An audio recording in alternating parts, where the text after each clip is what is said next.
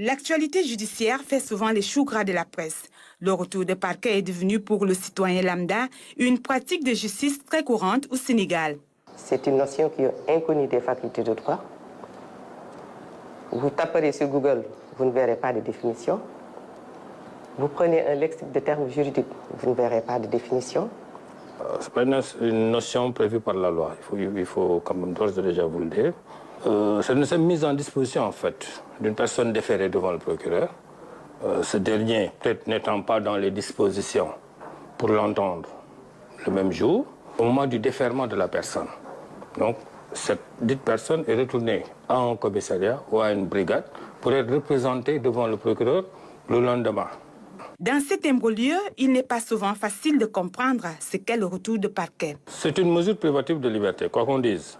Parce que la liberté d'aller et de venir de la personne, quand même, est restreinte. Parce que dans une brigade, dans un commissariat, pratiquement, soit le procureur n'est pas dans les dispositions pour entendre, soit il saisit un juge d'instruction. Entre maintenant la saisine de ce juge et l'inculpation de la personne, il peut se passer plusieurs jours. Le retour de parquet ne doit pas excéder 24 heures. Ça peut se comprendre dans certains cas, même si on estime que c'est abusif, dans d'autres cas. Et c'est vrai, parce qu'on ne peut pas subir un retour de parquet de 8 jours, 10 jours. C'est illégal, c'est abusif. Et la personne est très fatiguée, de sorte que parfois, il y a des détenus qui vous disent que moi, je préfère la prison au retour de parquet. Le parquet est l'ensemble des services dirigés par le procureur de la République.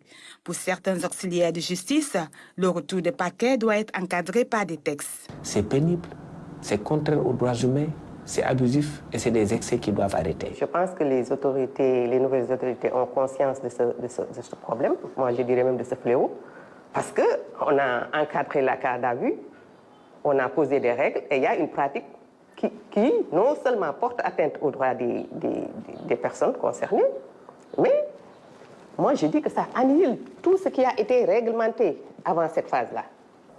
Nous avons peut-être des problèmes, il y en a, il faut le reconnaître, mais à nous de les solutionner. Il peut m'arriver, moi, d'appliquer une loi alors que je ne suis pas d'accord avec son contenu. Parce que je ne légifère pas, le juge n'est pas un législateur. Il applique la loi. En tout état de cause, lorsqu'un crime est découvert, le juge d'instruction continue l'enquête. À la fin, il choisit soit un non-lieu, soit il transmet le dossier au juge du siège chargé de trancher l'affaire.